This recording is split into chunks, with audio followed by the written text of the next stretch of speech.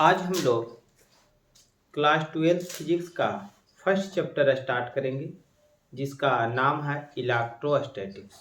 तो पहला क्वेश्चन हम लोग को यही आता है कि इलेक्ट्रोस्टैटिक्स है क्या।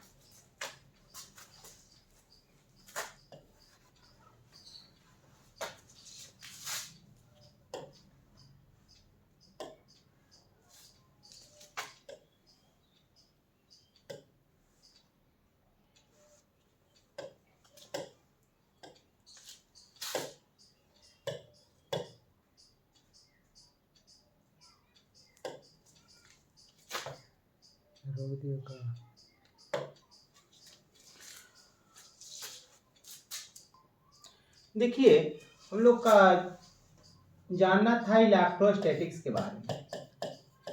इलेक्ट्रोस्टैटिक्स देखा जाए तो इलेक्ट्रोस्टैटिक्स, देखिए तो इलेक्ट्रो और स्टैटिक्स को मिला रहे हैं तब जाकर के हमें पूरा टर्म मिल रहा है इलेक्ट्रोस्टैटिक्स। इलेक्ट्रो का मतलब जो होता है वो चार्ज होता है। क्या होता है? चार्ज। और स्टैटिक्स का मतलब रेस्ट। और ये जो चैप्टर जो हम लोग पढ़ रहे हैं वो फिजिक्स में पढ़ रहे हैं, यानी बोल सकते हैं कि इलेक्ट्रोस्टैटिक्स जो है वो फिजिक्स का पार्ट है, ब्रांच है, जिसमें हम लोग स्टडी करेंगे रेस्ट चार्ज के बारे में। किसके बारे में? रेस्ट चार्ज के बारे में। क्या कहेंगे? इलेक्ट्रोस्टैटिक्स। तो बोल सकते हैं the branch of physics in which we study about rest charge is known as electrostatics. Electrostatics का एक और नाम है फ्रैक्शनल इलेक्ट्रिसिटी। इलेक्ट्रोस्टैटिक्स नहीं बोल करके क्या बोल सकते हैं? Fractional electricity. ये भी बोल सकते हैं स्टैटिक इलेक्ट्रिसिटी। क्या बोल सकते हैं? It is also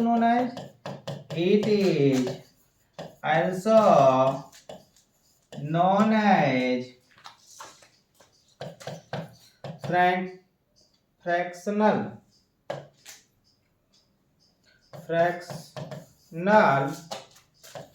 electricity. और एक क्या नाम बताएं? Static electricity. Static electricity. तो हम लोग इलेक्ट्रोस्टैटिक्स के बारे में जान गए, लेकिन एक यहाँ पे हम लोग के टर्म मिल रहा है। देखिए, चार्ज। क्या टर्म मिल रहा है? चार्ज। तो क्वेश्चन आता है व्हाट इज चार्ज। लेकिन चार्ज को जानने से पहले हम लोग जानेंगे कि इलेक्ट्रोस्टैटिक्स का यूज क्या है। यूज ऑफ इलेक्ट्रोस्टैटिक्स हमें जानना होगा। इलेक्ट्रोस्टैटिक्स का यूज क्या है?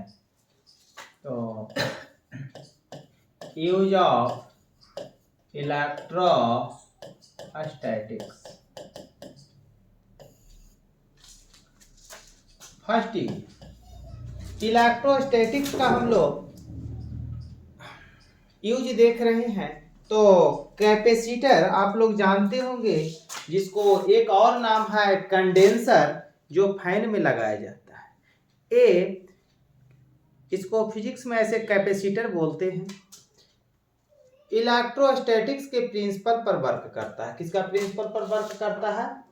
इलेक्ट्रोस्टैटिक्स का प्रिंसिपल पर वर्क करता है। तो हम लोग फर्स्ट यूज में बोल सकते हैं capacitor work on the principle of electrostatics. Capacitor work on the principle of electrostatics. आगे सेकंड ध्यान दिया जाए, अगर जो चार्ज को पाथ चेंज करना है एक रास्ता से दूसरा रास्ता में अगर जो जाना है, पथ को चेंज करना है, तो इलेक्ट्रोस्टैटिक्स के प्रिंसिपल के आधार पर वो अपना पथ चेंज कर सकता है। किसके प्रिंसिपल के आधार पर? इलेक्ट्रोस्टैटिक्स के प्रिंसिपल के आधार पर वो अपना पथ चेंज कर सकता है। तो हम लोग बोल सकते हैं यहाँ से, path of charge can be changed on the path of charge can be changed on the principle of electrostatics. आगे थर्ड में, अगर जो चार्ज पार्टिकल को एक्सेलरेट किया जाए तो इलेक्ट्रोस्टैटिक्स के प्रिंसिपल के आधार पर एक्सेलरेट कर सकते हैं। यानी चार्ज पार्टिकल एक्सेलरेट हो सकता है इलेक्ट्रोस्टैटिक्स के प्रिंसिपल के आधार पर। यानी बोल सकते हैं, charge can be accelerated, charge can be accelerated on the principle of electrostatics। आगे 4 नंबर, 1D ग्राफ जनरेटर एक डिवाइस है जो चार्ज पार्टिकल को एक्सेलरेट करता है। वो 1D ग्राफ जनरेटर जो है इलेक्ट्रोस्टैटिक्स के प्रिंसिपल पर वर्क करता है। तो बोल सकते हैं 1D graph generator work on the principle of electrostatics. और 5 नंबर में जो फोटोकॉपी वाला मशीन आप लोग देखते हैं, वो फोटोकॉपी मशीन जो होता है वो 1D ग्राफ जनरेटर के प्रिंसिपल पर ही वर्क करता है। तो आप बोल सकते हैं, a photocopier machine work on the principle of electrostatics. किसका प्रिंसिपल पर वर्क करता है? इलेक्ट्रोस्टैटिक्स के प्रिंसिपल पर वर्क करता है। तो हम लोग इसका यूज भी देख लिए।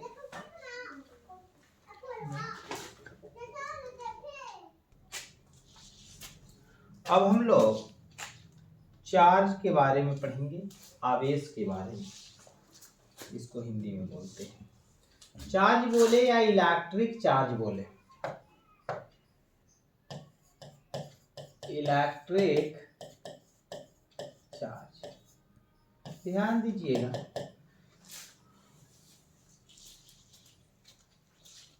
न्यूटन ने बताए थे कि अगर जो दो बॉडी है, एक का मास m1 है और दूसरा का मास m2 है, दोनों के बीच का सेपरेशन r है, तो ग्रेविटेशनल फोर्स लगता है Fg बराबर G(m1 m2 by r²।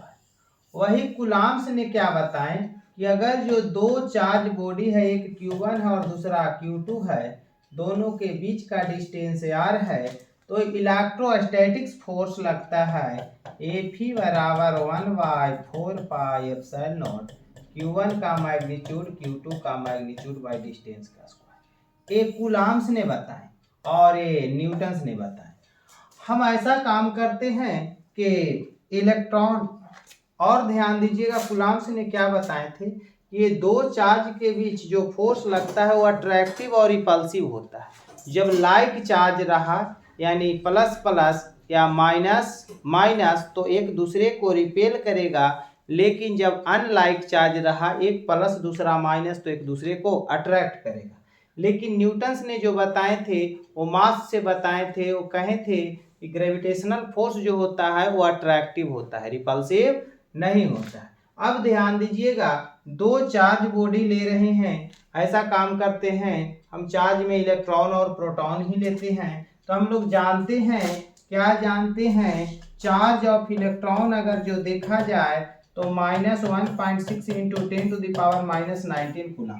Charge of proton देखा जाए तो +1.6 इंटू 10⁻⁻19 कूलम। वही मास ऑफ इलेक्ट्रॉन देखा जाए तो 9.1 इंटू 10⁻31 kg होता है, और मास ऑफ प्रोटॉन देखा जाए तो 1.6 इंटू 10⁻27 kg होता है। अब ये वैल्यू को रख करके इलेक्ट्रोस्टैटिक्स फोर्स और ग्रेविटेशनल फोर्स निकालेंगे। वैल्यू को रख करके इलेक्ट्रोस्टैटिक्स फोर्स और ग्रेविटेशनल फोर्स निकालते हैं तो हम लोग देखते हैं कि इलेक्ट्रोस्टैटिक्स फोर्स जो है वो बहुत बड़ा हो जाता है ग्रेविटेशनल फोर्स से। ऐसा जिस के कारण होता है उसे ही हम लोग क्या कहते हैं, इलेक्ट्रिक चार्ज कहते हैं। यानी कुछ ना कुछ तो एक कारण है जिसके कारण ऐसा बड़ा हो रहा है। तो हम लोग चार्ज का अगर जो डिफिनेशन देना चाहें यहाँ से तो बोल सकते हैं, क्या बोलेंगे कि electrostatics force is very large as compare to gravitational force because internal properties of electron, this properties is known as charge. क्या बोलेंगे, electrostatics force is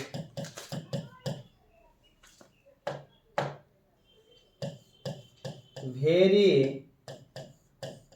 large as compared to gravitational force because internal properties of charge. This properties is internal properties of electron, internal properties of क्या, electron ना, internal properties of electrons. This properties is known as charge. इस property को क्या कहते हैं, charge कहते हैं। तो चार्ज का एक डिफिनेशन तो हम लोग जाने, अगला डिफिनेशन और कुछ जानने का प्रयास करेंगे हम लोग। ध्यान दीजिएगा, अगर जो कहीं पे चार्ज रेस्ट में रहता है तो इलेक्ट्रिक फील्ड प्रोड्यूस करता है, और जब चार्ज मोशन में रहता है तो इलेक्ट्रिक फील्ड और मैग्नेटिक फील्ड दोनों प्रोड्यूस करता है। तो हम लोग ऐसा बोल सकते हैं कि चार्ज के द्वारा इलेक्ट्रिक फील्ड और मैग्नेटिक फील्ड प्रोड्यूस होता है। यानी एक कोई बॉडी का पार्टिकल का वैसा प्रॉपर्टी जो इलेक्ट्रिक फील्ड और मैग्नेटिक फील्ड प्रोड्यूस करे उसे चार्ज कह सकते हैं। तो एलिमेंट्री पार्टिकल से बोलेंगे, एलिमेंट्री पार्टिकल बोले तो इलेक्ट्रॉन और प्रोटॉन एक ऐसा पार्टिकल है एलिमेंट्री पार्टिकल, अल्फा पार्टिकल को भी बोल सकते हैं एलिमेंट्री पार्टिकल, और ये सब में इलेक्ट्रॉन में, प्रोटॉन में, अल्फा पार्टिकल में चार्ज होता है। तो ये तो इलेक्ट्रिक फील्ड और मैग्नेटिक फील्ड प्रोड्यूस ही करेगा। तो बोल सकते हैं, अगर जो दूसरा डेफिनेशन हम लोग देखना चाहें तो लिख सकते हैं, दो एलिमेंट्री पार्टिकल, दो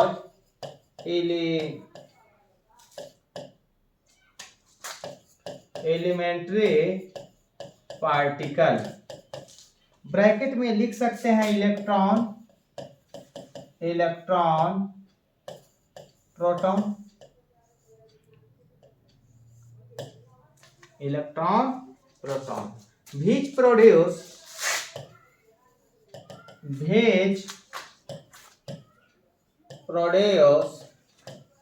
electric field and magnetic field, which produce electric field and magnetic field.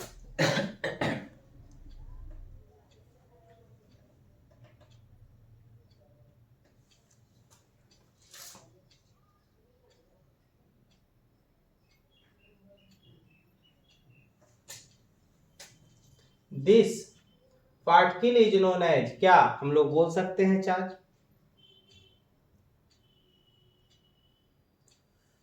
Those elementary particles which produce electric field and magnetic field, this particle is known as, this particle is known as charge. इस particle को किस नाम से जानेंगे, charge के नाम से जानेंगे। आगे ध्यान दीजिएगा, एक डिफिनेशन और हम लोग तैयार कर सकते हैं। देखिए तो हम लोग पढ़े हैं इलेक्ट्रिक चार्ज, इलेक्ट्रिक चार्ज के लिए अगर जो फॉर्मूला देखे तो होता है इलेक्ट्रिक करंट इनटू टाइम। क्या होता है, इलेक्ट्रिक करंट इनटू टाइम। अब ध्यान दिया जाए, इलेक्ट्रिक करंट इनटू टाइम है, यानी बोल सकते हैं इलेक्ट्रिक करंट और टाइम के प्रोडक्ट को इलेक्ट्रिक चार्ज कहते हैं। तो बोलेंगे the product of electric current and time is known as charge. Charge को कैपिटल क्यू या स्मॉल क्यू के द्वारा डिनोट किया जाता है। It is denoted by capital Q या स्मॉल क्यू। अब ध्यान दीजिएगा, हमें जानना होगा चार्ज का एसआई यूनिट क्या होता है, सीजीएस यूनिट क्या होता है। क्या जानना है, चार्ज का एसआई यूनिट और सीजीएस यूनिट के बारे में हम लोग के जानना है। देखते हैं तो SI unit of charge, SI unit of charge, तो देखिए तो इलेक्ट्रिक करंट का यूनिट एम्पियर होता है और टाइम का सेकंड, तो एम्पियर सेकंड, और एम्पियर सेकंड का ही नाम कूलाम है।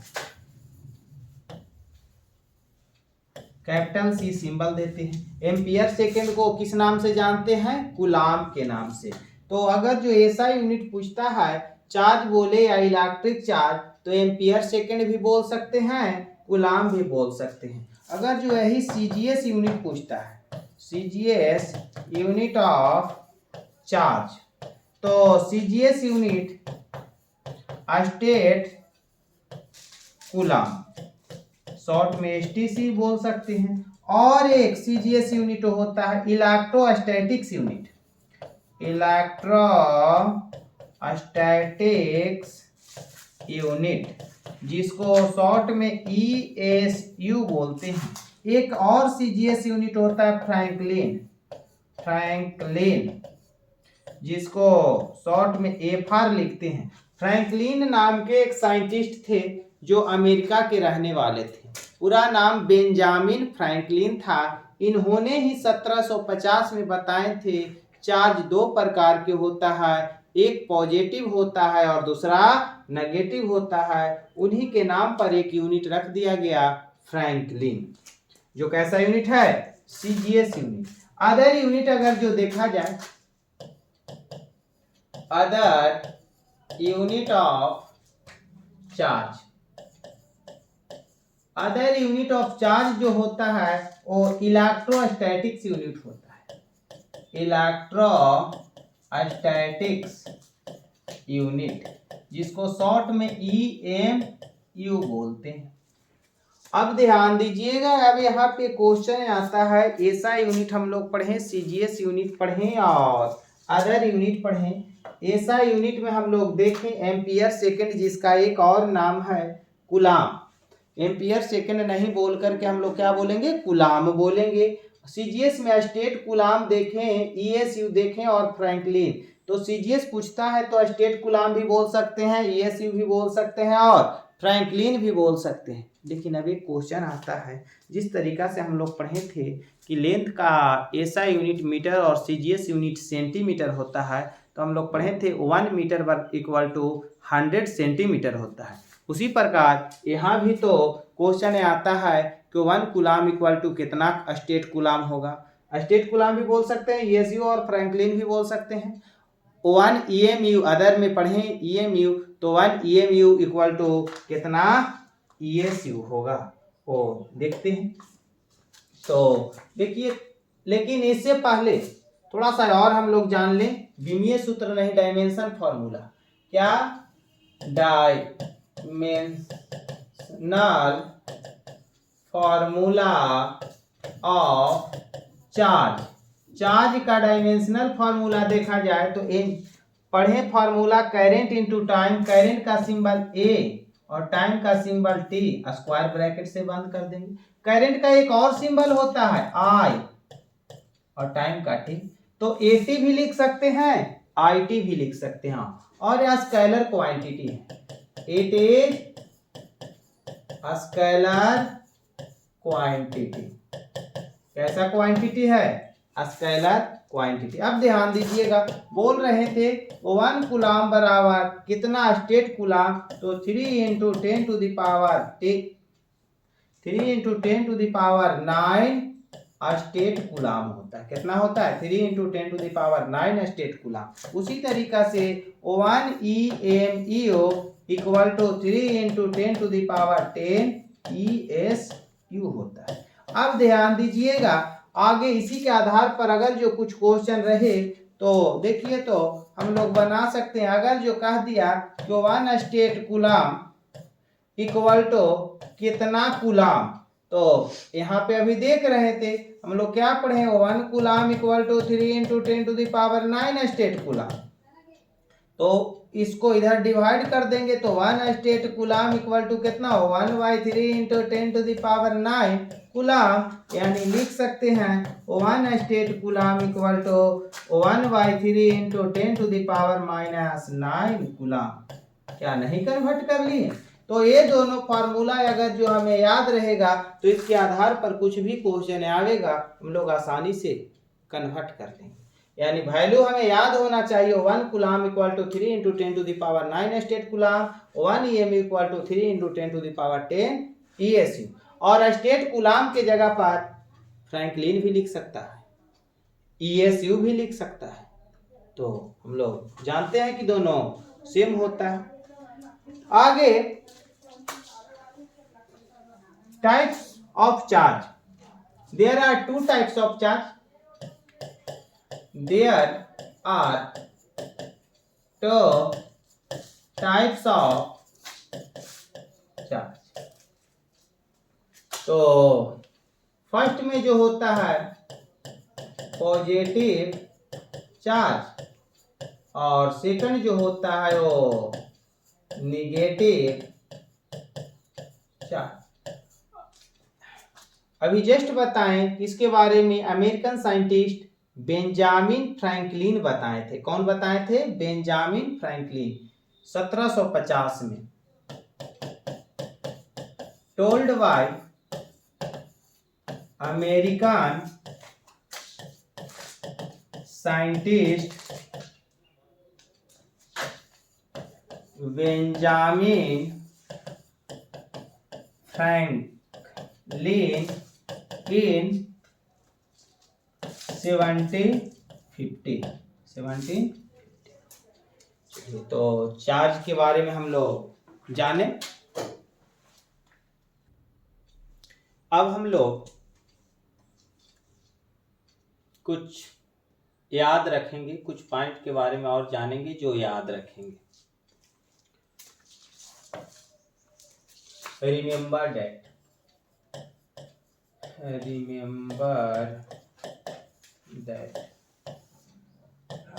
चार्ज ऑफ इलेक्ट्रॉन जो होता है -1.6 × 10 टू द पावर -19 कूलाम होता है।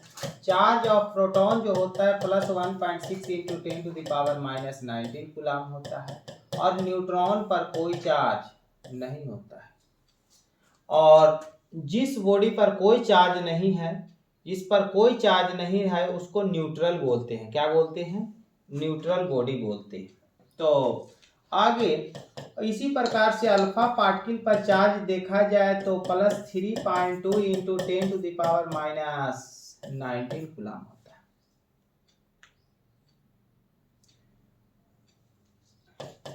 चार्ज अगर जो चार्ज तो हम लोग देख रहे हैं। अब मास ऑफ इलेक्ट्रॉन देखा जाए तो 9.1 इंटू 10⁻31 kg।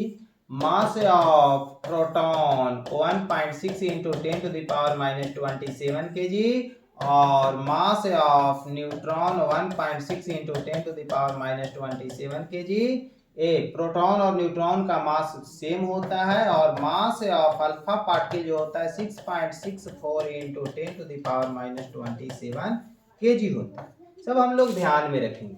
आगे और कुछ पॉजिटिव चार्ज और नेगेटिव चार्ज हम लोग पढ़े। चार्ज दो प्रकार के होता है, तो इसका फ्लो अगर जो करवाएं तो कैसे फ्लो होता है। चार्ज का जब फ्लो होता है तो किस आधार पर फ्लो होता है, कैसे फ्लो होता है, वो हमें जानना है। तो हम लोग वाटर के फ्लो होते हुए देखे हैं कि हाई लेवल से लो लेवल की तरफ होता है। उसी तरीका से चार्ज का जो फ्लो होता है वो पोटेंशियल के अनुसार होता है। किसके अनुसार? पोटेंशियल के अनुसार।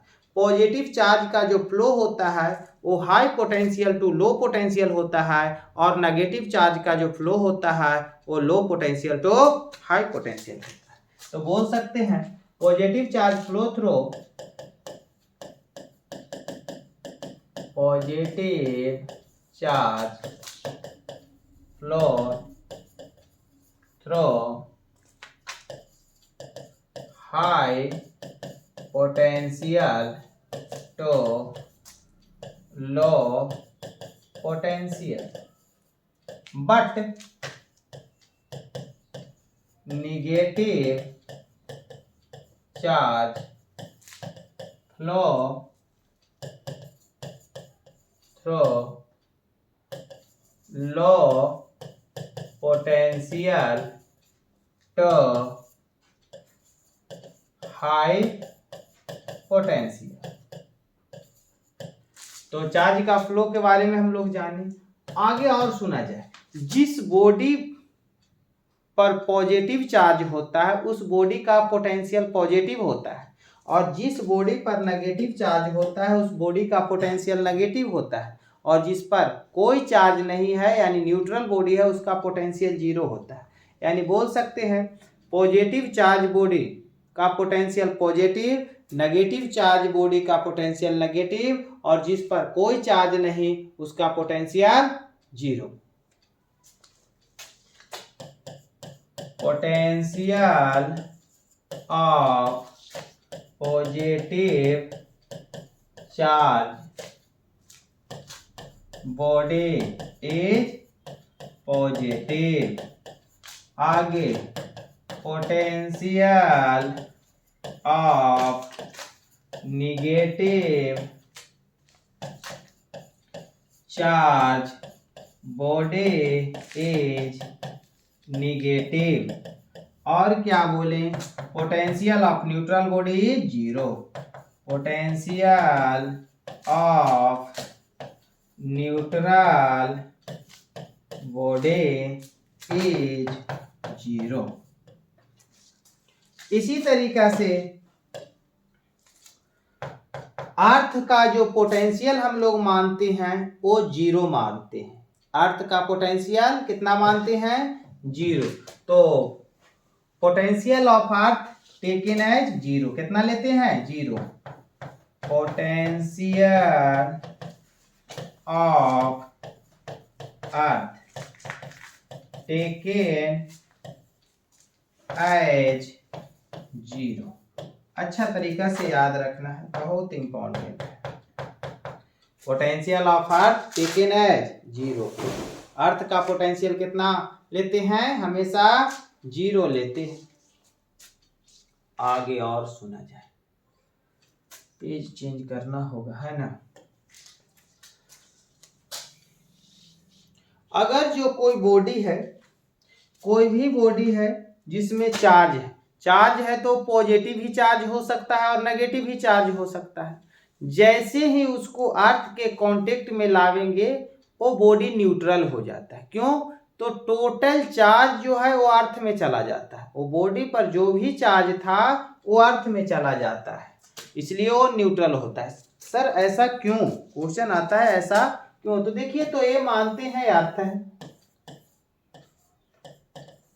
ये अर्थ है हम लोग जानते हैं अर्थ का पोटेंशियल जो होता है वो जीरो होता है, पोटेंशियल को V के द्वारा डिनोट करते हैं। तो अर्थ का जो पोटेंशियल होता है वो कितना होता है, जीरो होता है। अगर जो ये मार्कर, हम सिंपल सा एग्जांपल ले रहे हैं मार्कर का, मार्कर ही ले रहे हैं जिसमें चार्ज जो है वो पॉजिटिव है। तो मार्कर में चार्ज जब पॉजिटिव है तो इसका पोटेंशियल देखेंगे तो पॉजिटिव होगा। मार्कर का पोटेंशियल कैसा होगा, पॉजिटिव होगा। अब मार्कर का पोटेंशियल पॉजिटिव होगा और हम लोग पढ़े कि हाई पोटेंशियल से लो पोटेंशियल की ओर पॉजिटिव चार्ज का फ्लो होता है। हाई पोटेंशियल से लो पोटेंशियल की ओर पॉजिटिव चार्ज का फ्लो होता है। अब इसका पोटेंशियल पॉजिटिव और इसका पोटेंशियल जीरो, यानी इसका पोटेंशियल ज्यादा होगा, इसका पोटेंशियल कम होगा। और पॉजिटिव चार्ज का फ्लो तो कहां से कहां होता है, हाई पोटेंशियल से लो पोटेंशियल में होता है। यानी जो भी चार्ज मार्कर में रहेगा सब कहां चला जाएगा, अर्थ में चला जाएगा। यानी इस पर कोई चार्ज नहीं बचेगा, तो कहेंगे कि ये न्यूट्रल हो गया। अगर जो ये नेगेटिव रहता, ये मार्कर जो है नेगेटिव रहता, तो इसका पोटेंशियल कैसा होता, नेगेटिव होता। कैसा होता पोटेंशियल, नेगेटिव। और यहाँ तो पोटेंशियल जीरो है, पृथ्वी का अर्थ का पोटेंशियल जीरो है। तो अब इसको जैसे ही हम कांटेक्ट में लावेंगे तो देखते हैं क्या होता है। तो हम लोग पढ़े नेगेटिव चार्ज का फ्लो लो पोटेंशियल से हाई पोटेंशियल, तो जीरो इसका नेगेटिव, जीरो नेगेटिव, यानी तो ये तो छोटा है और ये बड़ा हो गया। जीरो वाला तो बड़ा हो गया, नेगेटिव वाला तो छोटा हो गया। और हम लोग क्या पढ़े कि नेगेटिव चार्ज का flow low potential to high potential, तो लो से हाई। फिर अगर यहाँ से इसी में चार्ज चला जाएगा, यानी इस कंडीशन में भी जीरो हो जाएगा। तो हम लोग क्या देख रहे हैं कि अगर जो चार्ज पॉजिटिव हो या नेगेटिव हो, उसको जैसे ही अर्थ के कांटेक्ट में लावेंगे क्या हो जाएगा, न्यूट्रल हो जाएगा, क्योंकि टोटल चार्ज अर्थ में चला जाएगा। व्हेन चार्ज बॉडी, बोल सकते हैं पॉजिटिव या निगेटिव, पॉजिटिव या negative,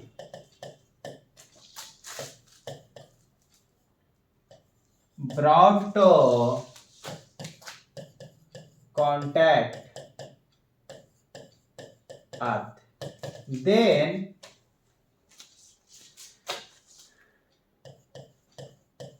charge body is neutral because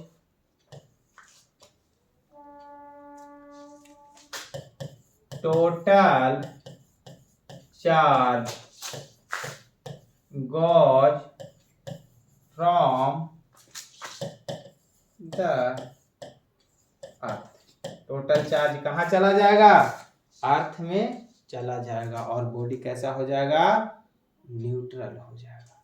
तो ये भी हम लोग जान गए। अब थोड़ा सा और सुनना है कि कोई बॉडी पर चार्ज कैसे आता है, वो चार्ज लाने का प्रोसेस हम लोग सीखते हैं कि चार्ज कैसे कोई बॉडी पर लाया जा सकता है या कैसे आता है चार्ज। तो ध्यान दीजिएगा, दुनिया में कोई भी बॉडी हो, कोई भी बॉडी अगर जो देखते हैं तो इलेक्ट्रॉन और प्रोटॉन से तैयार हुआ है। किससे, इलेक्ट्रॉन और प्रोटॉन से। कोई ऐसा दुनिया का बॉडी नहीं है जिसमें इलेक्ट्रॉन और प्रोटॉन नहीं, सब में इलेक्ट्रॉन और प्रोटॉन रहता है, उसी से तैयार। ये शर्ट अगर जो देखते हैं तो इसमें भी इलेक्ट्रॉन प्रोटॉन है, मार्कर में भी इलेक्ट्रॉन प्रोटॉन है, बोर्ड में भी इलेक्ट्रॉन प्रोटॉन है। कुछ भी जो है वो सब इलेक्ट्रॉन और प्रोटॉन से तैयार हुआ है। अब ध्यान दीजिएगा, लेकिन उसमें क्या है, इलेक्ट्रॉन जो है वो थोड़ा सा चंचल होता है, इधर उधर करते रहता है। प्रोटॉन जो है एकदम शांत रहता है, जिस बॉडी में है उसी बॉडी में रहेगा, इधर उधर बहुत कम करता है। और इलेक्ट्रॉन जो है वो इधर उधर करते रहता है। तो ध्यान दीजिए, देखिए हम लोग जानने का प्रयास करेंगे सबसे पहले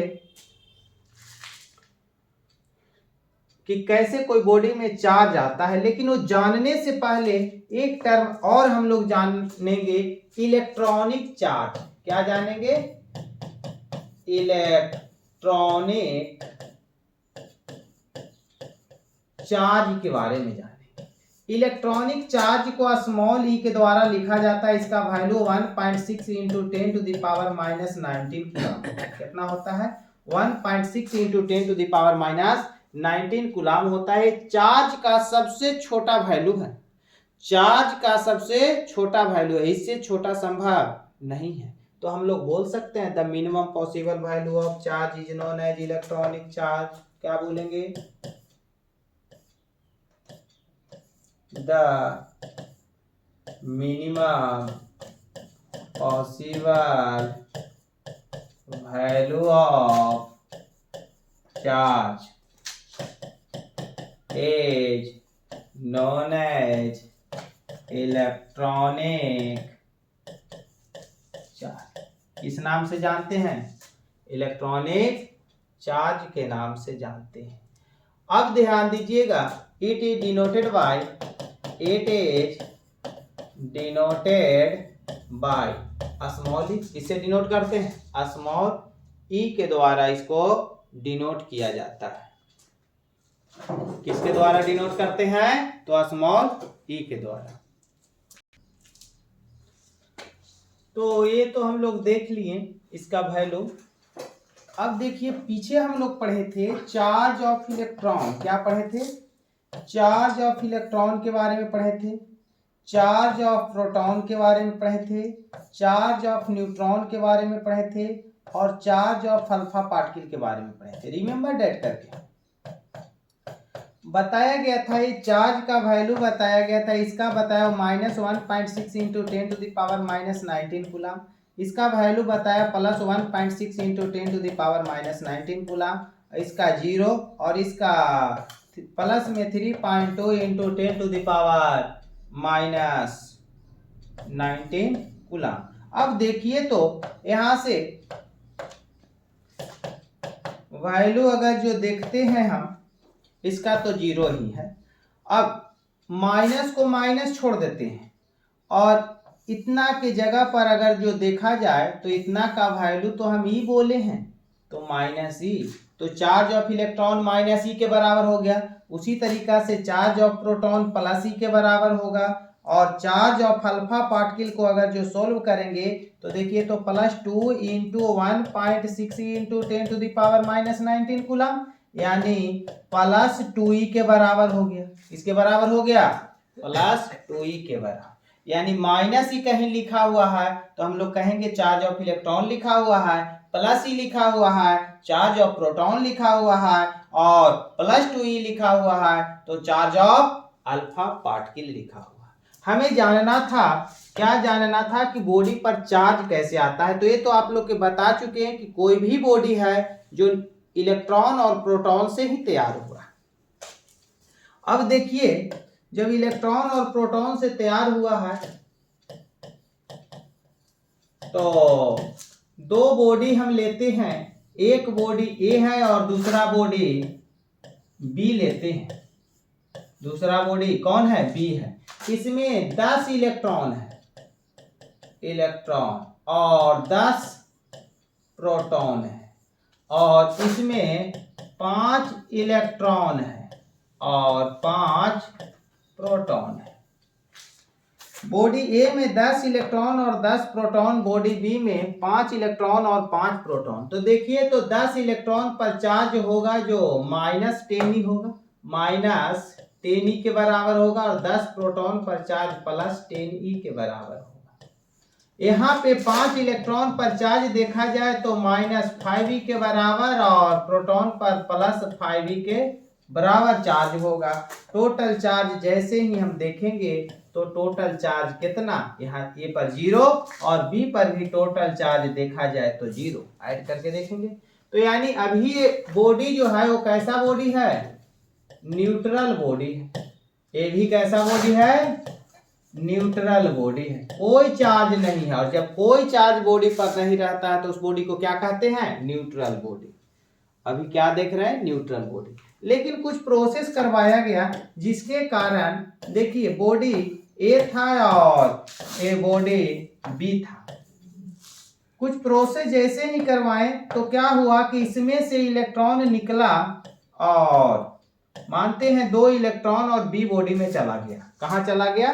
बी बॉडी में चला गया। तो देखिए तो यहाँ पे अभी बचा होगा, पहले से 10 इलेक्ट्रॉन था तो अब बचा होगा 8 इलेक्ट्रॉन, और प्रोटॉन तो जितना था उतना ही रहेगा, 10 प्रोटॉन। तो 8 इलेक्ट्रॉन पर चार्ज देखा जाए तो -8e, और 8 प्रोटॉन पर चार्ज देखा जाए तो 10 प्रोटॉन ना, 10 प्रोटॉन पर चार्ज देखा जाए तो +10e। उसी तरीका से यहाँ तो आकर के इलेक्ट्रॉन प्रवेश किया, यानी पहले से 5 था, 2 और आया तो कितना हो गया? 7 इलेक्ट्रॉन हो गया, और प्रोटॉन तो जितना था उतना ही रहेगा, तो 5 प्रोटॉन। चार्ज देखा जाए तो -7e और +5e। टोटल चार्ज अगर जो जैसे ही हम करते हैं तो यहाँ पे देख रहे हैं कि +2e हो जाएगा, और यहाँ पे देख रहे हैं तो -2e हो जाएगा। अब तो बॉडी न्यूट्रल नहीं रहा, अब तो बॉडी पर कुछ चार्ज आ गया है। अब क्या देख रहे हैं? चार्ज आ गया है, जिसमें से इलेक्ट्रॉन निकला था उस पर पॉजिटिव चार्ज आया, और जिसमें इलेक्ट्रॉन प्रवेश किया था उस पर नेगेटिव चार्ज आया। तो यहाँ से हमें मालूम चलता है कि इलेक्ट्रॉन के ट्रांसफर के कारण बॉडी पर चार्ज आ रहा है। इसके कारण इलेक्ट्रॉन के ट्रांसफर के कारण बॉडी पर चार्ज आ रहा है। जिस बॉडी से इलेक्ट्रॉन निकलता है उस बॉडी पर पॉजिटिव चार्ज आता है, जिस बॉडी में इलेक्ट्रॉन प्रवेश करता है उस बॉडी पर नेगेटिव चार्ज आता है। अब आगे सुना जाए। जब भी इलेक्ट्रॉन निकलेगा तो इंटीजर नंबर में निकलेगा, फ्रैक्शनल नंबर में कभी नहीं।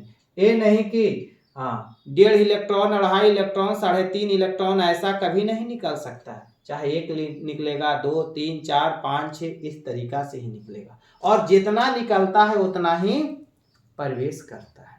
यहाँ से 10 निकला तो यहाँ 10 प्रवेश करेगा, यहाँ से 5 निकला तो यहाँ 5 प्रवेश करेगा।